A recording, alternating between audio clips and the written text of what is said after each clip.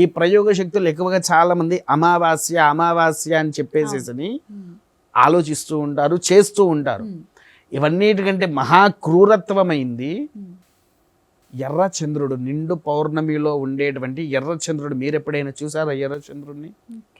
ఆ ఎర్రచంద్రుడు ఎప్పుడైతే ప్రవేశిస్తాడో ఆ ఎర్రచంద్రుడు వచ్చినప్పుడు భూమి మీద ఉండే అంటే సకల చరాచర ప్రపంచంలో ఎన్ని క్షుద్రదేవతలు కొన్ని శాపగ్రస్తులై ఉంటాయి, కొన్నిటికి అందులో విమోచన అనేటివి జరుగుతూ ఉంటుంది. దానివల్ల శక్తులు ప్రేరేపించి ఒక మనిషి మీదికి పంపిస్తూ ఉంటారు వీళ్ళు. పౌర్ణమి రోజున అది కూడా ఎర్రచంద్రుడు.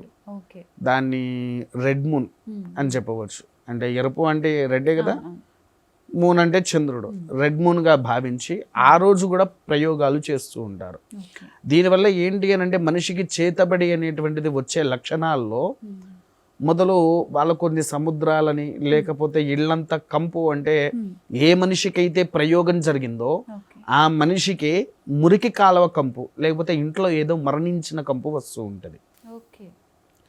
అట్టి వాసన వారు భరించలేకపోతూ ఉంటారు.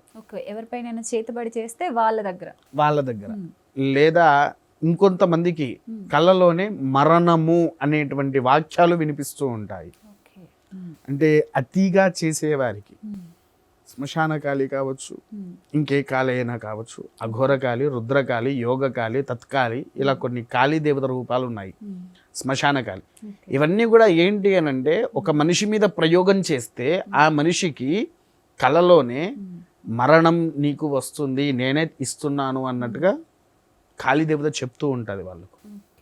తర్వాత స్త్రీ అయినా పురుషుడైనా ప్రయోగాధితత్వ దోషాల్లో ఉన్నప్పుడు రాత్రిపూట నిద్రిస్తూ ఉంటారు కదా తల్లి, మనకు తెలవకుండా మన మీద ఎవరో కూర్చున్నారు.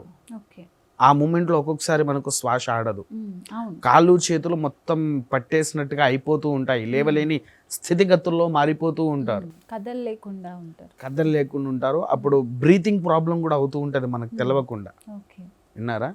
ఇటువంటి స్థితిగతులు అనేటువంటి మనకు వస్తూ ఉంటాయి. కాబట్టి ఏంటి అని అంటే ఇవి వచ్చేటప్పుడు మొదలు తెలిసిన గురువు దగ్గరికి ఎవరినైనా కన్సల్ట్ అయితే గనక దానికి కావాల్సిన అంటే ఏ ప్రయోగం చేశారు వీరికి, ఏ ప్రయోగం తాకింది అనే వాళ్ళ దగ్గరికి క్లారిటీగా చెప్పే వాళ్ళ దగ్గరికి వెళ్తే గనక ఆ దోష పరిహారణ చేసుకోవచ్చు.